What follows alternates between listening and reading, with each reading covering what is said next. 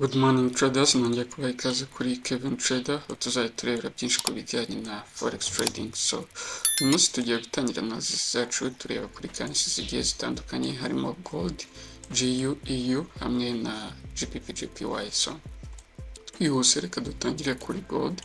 Kuri Gold nk'uko Monday mbakora analysis nababwiraga ko iri very bullish, igomba kuza kuzuza ino range yacu. Urabona ko yayujuje ku munsi w'ejo, gusa trade zose nari nabahaye kwa mbere zabaye successful, nuko nibagiwe gukuramo support and resistance nari naberekeyeho, gusa uko twari twabiteganyije, uko yaba kuri Gold, EU hamwe na GU byose niko byagenze. Twihuse nk'uko tubona ko Gold iri very bullish, reka dutangira analysis zacu tumakinga highs na lows current candle. Icyo bidufasha bitumusha kumenya trading range y'uyu munsi aho iherereye, cyangwa se zone y'uyu munsi aho iherereye. So reka tumakinge na lows zayo, ubundi tuze twirebere half candle y'ejo. Nk'uko mubona ko ari nini cyane, dufite umuco y'uko tumakinga hafi yayo, kuko akenshi market iyo yongeye ikagera ikora reaction, nimba yari iri kujya muri buying igasubira muri buying side, cyangwa se nimba yari iri kujya muri selling igasubira muri selling side. So reka dushyireho green box byerekana ko market niramuka yageze yakora reaction igasubira muri buying side. So twihuse nk'uko mubona Gold iri very bullish, there is no highs iri gucreatinga, cyangwa se nta highs ya creatinze ku buryo twavuga ngo niramuka breakinze no resistance twatagitinga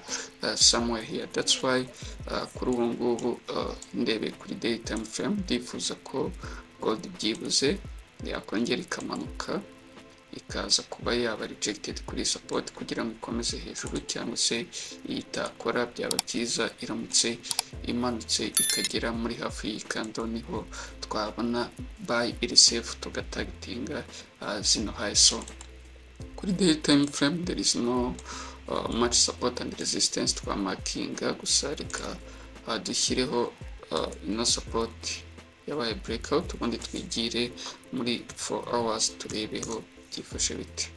So twihuse aha dushyireho green box byerekana ko hari strong support, market iramutse yageze yakora reaction igasubira muri buying side. So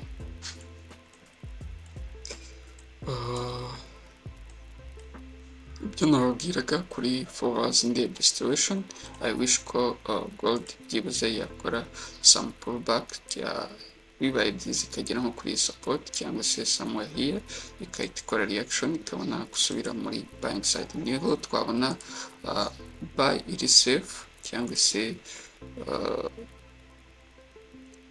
making sense itari some risk. Naho ubu ngubu there is no highs we can test. So reka tujya muri 1 hour, impamvu ndi kwihuta, there is no much resistance and support, we can mark on 1 hour. Nako kuri 4 hours market iri very clean, that's why nifuza ko byibuze ikora some pullback kugira ngo tubone buy yaba iri safe. So reka tujya muri 1 hour turebeho byifashe bite. Kuri 1 hour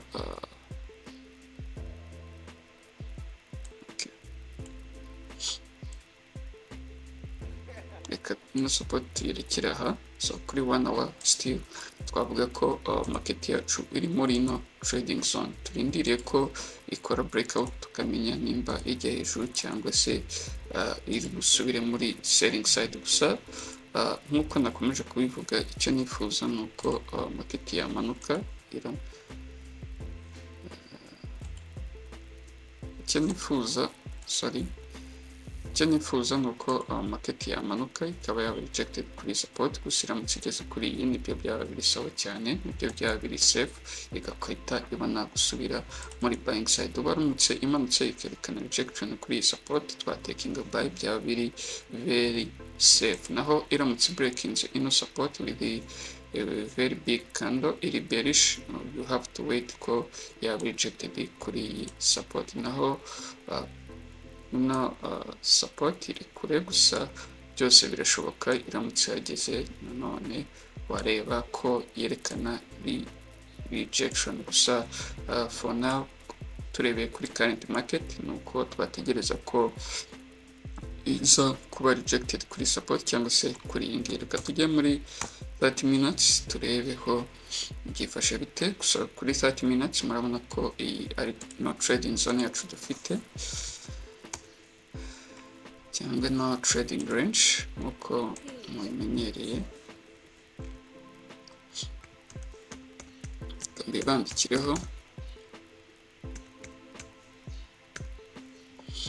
So uko mubibona ko iyi ari no trading range yacu, dufite kurindira kuri 30 minutes ko market ikora pullback ikaza kuba rejected kuri support, cyangwa se itakora tukarindira ko iba rejected kuri iyi ngiyi. Gusa iramutse ibaye rejected kuri support byaba biri very safe to be honest, ubundi ugategetinga somewhere here cyangwa se zino highs, ariko yagera aha ugashyira break even ugatekinga 8% ikaza kuzuza ino range yacu. Naho breakout yaha for now to be honest yaba iri somehow risky, gusa iramutse ikoze breakout iga closing above, yamara closing above ikamara gukora retest, yamara gukora retest ikabona kuba yakomeza hejuru, watekinga buy yawe iramutse igarutse for retest. Niho byaba biri very safe, cyangwa se niyo trade yaba iri valid kugira ngo ubashe gutekinga trade yose. Ndikumva kuri gold ni ibyo ngibyo twakitegura. Reka tujye kuri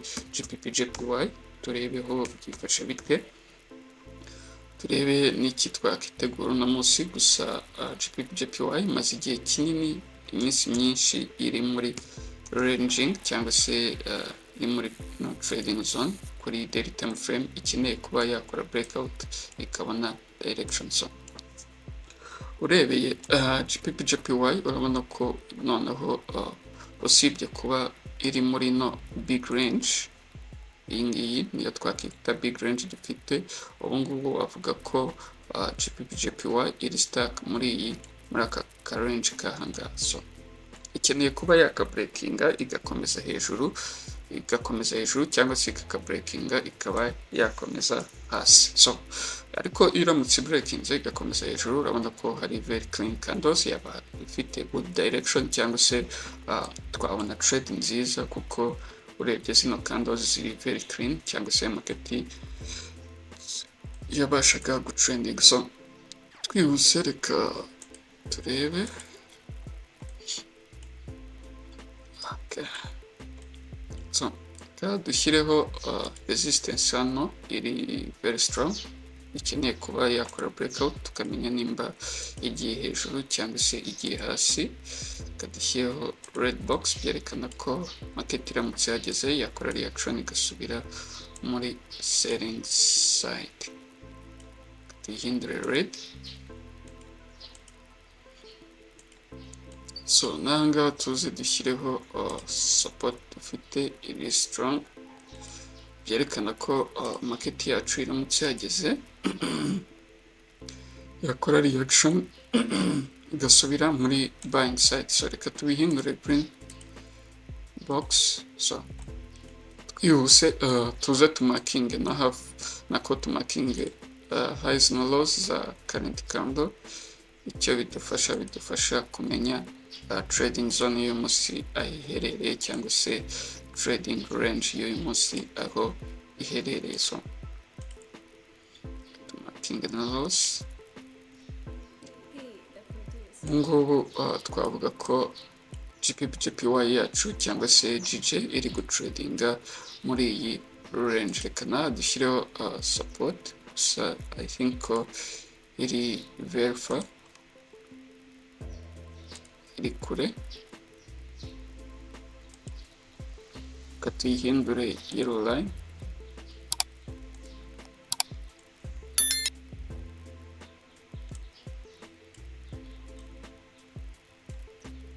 So twibaze iramutse breaking no support, next support yaba iri he?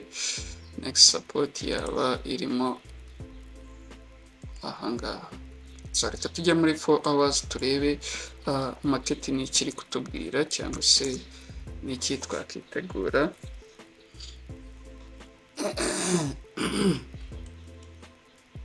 So urebeye kuri 4 hours urabona ko GBP JPY iri muri no range cyangwa se iri gutradinga muri iyi zone. To be honest, there is no direction wavuga ko GBP JPY yajyamo, gusa ni 50-50, gusa ndebe kuri current market iramutse yongeye ikamanuka kuri 4 hours, ikamanuka ikaba ya rejected kuri support ugatekinga buy,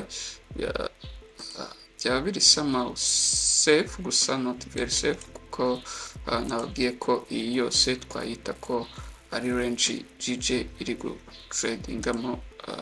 Reka mbereke, iyi yose twavuga ko ari range GJ iri tradingamo, so which means ko biri somehow risky, kuko haba harimo utu support and resistance twinshi.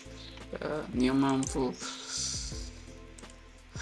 kuba ku muntu uri patient yarindira akaba yitradingira izindi currency, akarindira ko GJ izabona direction. So reka tujye muri 1 hour turebeho byifashe bite, turebeho n'iki market iri kutubwira. So kuri 1 hour GJ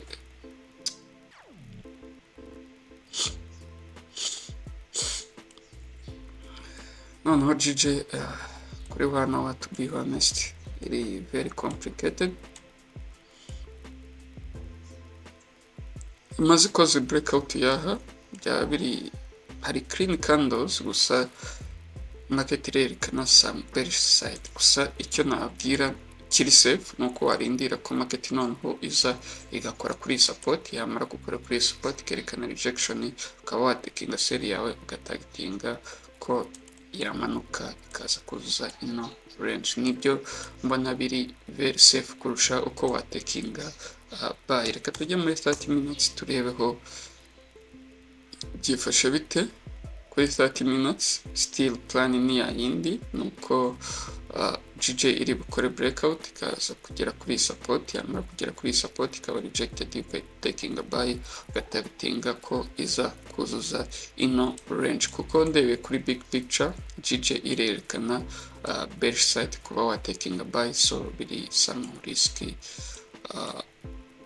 Mpamvu mba nanga kubabwira wenda some buying side, hari aba beginners baba bareba izi video ashobora kubireba ntabashe kumanaginga risk, gusa ari ngewe na buy na takinga market iramutse breakinze ino resistance with very big strong candle igafunga, next candle yamara ku creating a wick igaflippinga ikabreakinga as the previous candle, nahita making a buy, wenda natagitinga somewhere here. Ni quick scalping aho wakoramo 15 pips 20 pips ubundi ukava mu isoko. Gusa abakireba aba beginners it's better ko muri burindire ko market yagera kuri support, yayigeraho yerekanye rejection, watekinga sell yawe ugatagtinga somewhere here, cyangwa se ugatekinga 80%, ubundi 20% ukarindira ko ari iza kuzuza ino range yacu. Ndikumva plan ari iyo ngiyo kuri GBP JPY, nicyo twarindira, nicyo kiri very safe. Reka tujye kuri GU turebeho byifashe bite, nizihe opportunities dushobora kubona no munsi.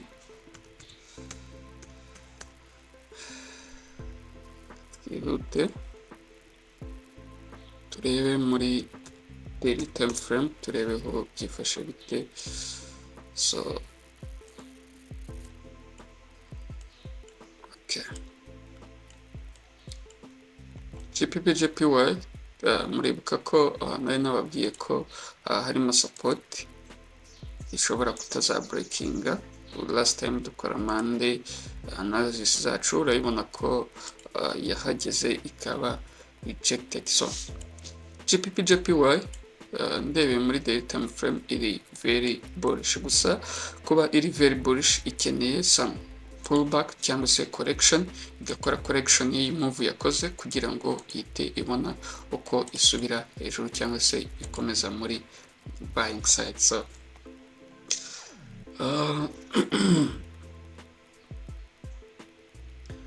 there is no much and support twamakinga kuri JPY kuko hari very clean candles, ahubwo reka twihute tumakinge highs no lows zi current candle. Icyo bidufasha kumenya trading zone y'uyu munsi, kuko murebye JPY nako GU kuri daily time frame kandi uyu munsi ntago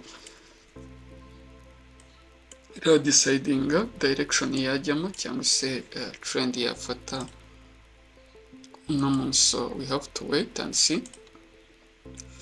Ahangaha nshyizemo support, so tumanure tuyigeze kuri iyi week y'uyu munsi ariho iri bujye.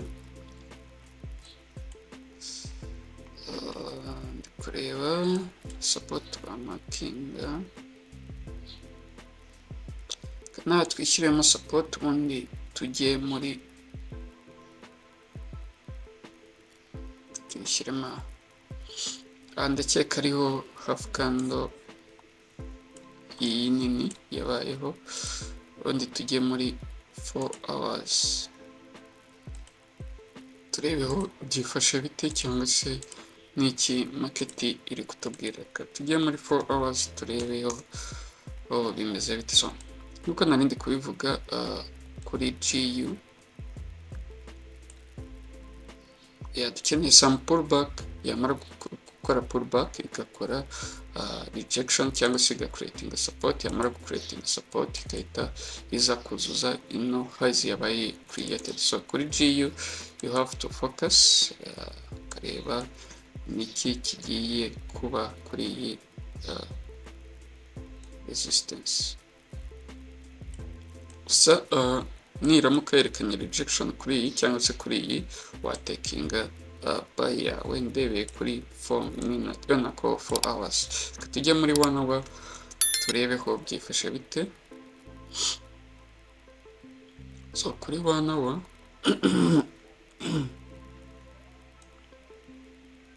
twavuga ko market yacu iri gutradinga muri no zone cyangwa se iri muri no range market, so which means ko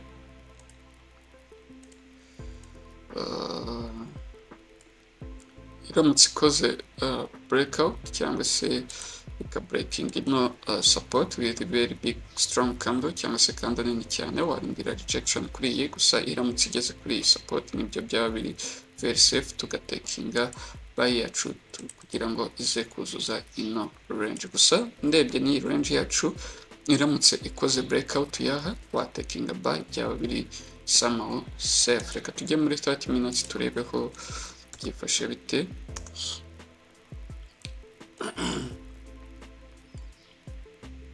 So nubwo harimo aga support ka adjusting aha, ndebe ino range yacu kingana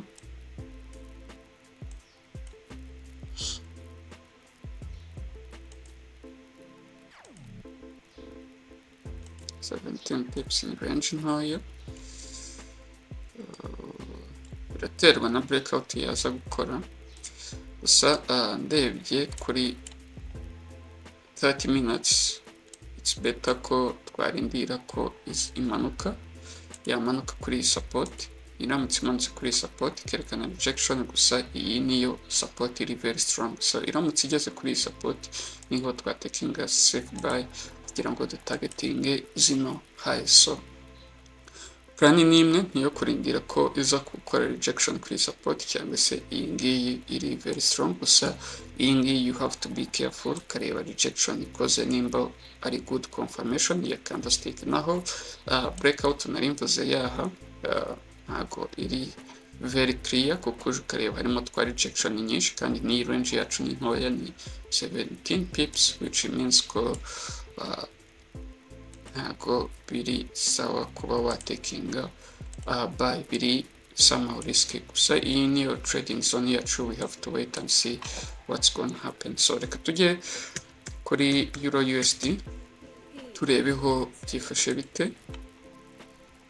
Tangirira analysis zacu muri daily time frame turebe niki uno munsi dushobora kwitega kuri Euro USD. gusa nabwiye ko currency nyinshi ziri very bullish kubera bino bintu by'imisoro biri kujya. Okay, so urabona ko tutangiye analysis zacu urabona ko euro USD iri very bullish cyangwa se iri kujya muri uptrend, ariko wareba kandi y'ejo ya closinze ari bullish engulfing cyangwa se yabashije kukavaringa full body y'ejo, so which means ko hari high chance ko ino kando ishobora kuza kumanuka igaba ya testinga hafi y'iyi kando ya yesterday. Ahangaha niho hafi, ko hafi harimo nkaha yamara gutestinga ikahita flipinga ikaza kuza ino week yacu dufite ahangaha, so which means ko kuri euro USD turi kwitegura some bullish side. Reka nshyireho green box byerekana ko market niramuka ihageze iri bukore reaction ikaba yasubira muri buying side. Nkuko mubibona kuri day time frame ino kando iri kumanuka isatira muri hafi y'ikando y'ejo kugira ngo ibe retested, kugira ngo ibe rejected ikomeze hejuru. Reka ndebe nimba ari muri hafi koko 56 59 n'udupips nka dutatu twonyine. Reka tuyishyire hariya.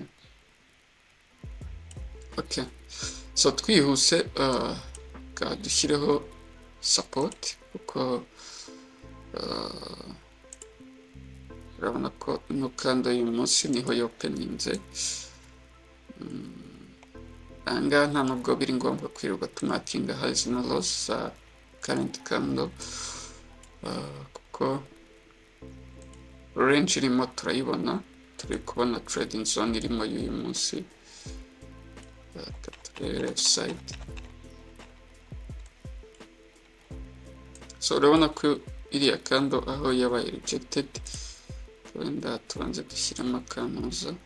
So urabona ko kando ya yesterday ahangaha yabaye rejected, ariho n'izindi zagiye ziba rejection, which means ko hari strong resistance zone. Tujye muri 4 hours turebeho byifashe bite. Muri 4 hours twajusting ino support yacu hano, ariko niyi twakabaye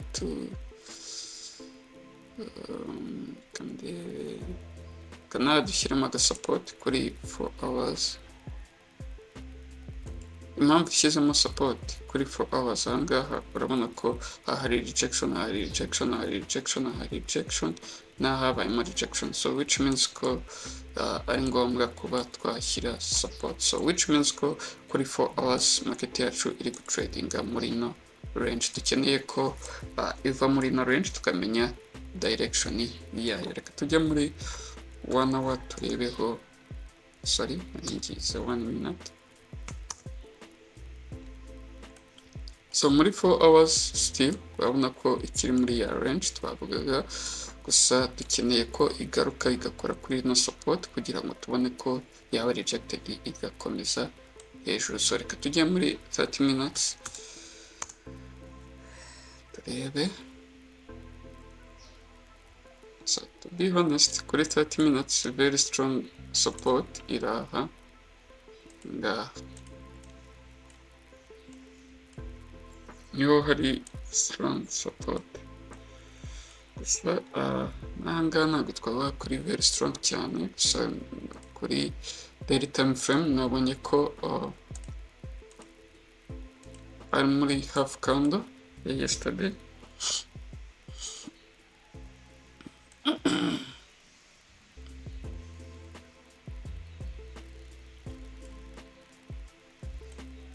So to be honest ndebye EU iramutse igeze kuri support ikerekana rejection, biri kuba watekinga buy yawe it's fine, sibyo kuba afite experience, ariko kuba beginner ntabwo biri very safe. You know why mvuze ko bitari safe? Nuko urebye ahangaha harimo rejection, harimo support, waza ukareba harimo izindi support kuri 30 minutes, there is so many rejection, which means ko kumu beginner it's not safe kuba watekinga area buy.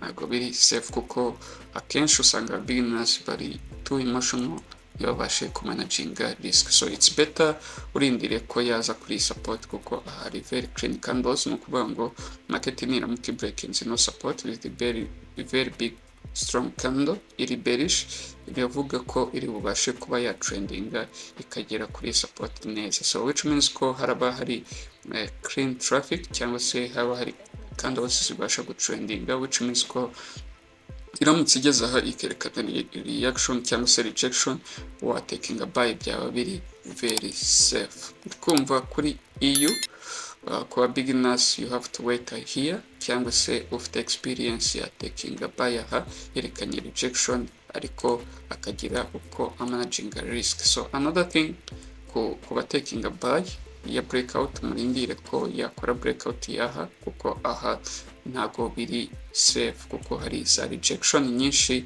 which means ko anywhere yagera ishobora kuba rejected. Gusa ngaha iramutse breaking aha yaza kuzuza ino week nta kibazo gihari. Reka ndebe ino range yacu kingana ni 45 pips, which is good. Iramutse ihageze nta kibazo twabona trade yacu. So ndikumva ari ibyo ngibyo twakitegura kuri EU GU hamwe na gold na GBP JPY. Ndikumva plan ari izo ngizo, so we have to be careful, don't waste your money taking a trade ari uko ufite confirmation. So thank you so much, happy trading day.